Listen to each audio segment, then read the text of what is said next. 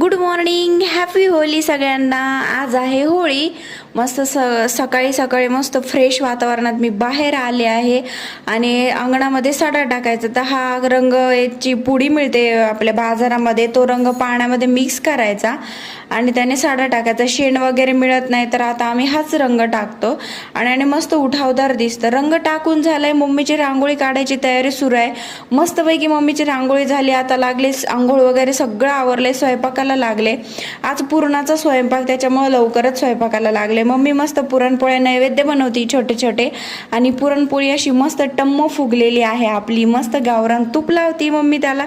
इथं मम्मी मस्त रेडी झालेली आहे आणि इथे आमच्या कॉलनीमधले सगळे मिळून होळी करतात. इथे होळीसाठी आलेलो आहोत आणि मस्तपैकी होळीचा सण साजरा झाला. इथे मी आता जेवण वाढते सगळ्यांना.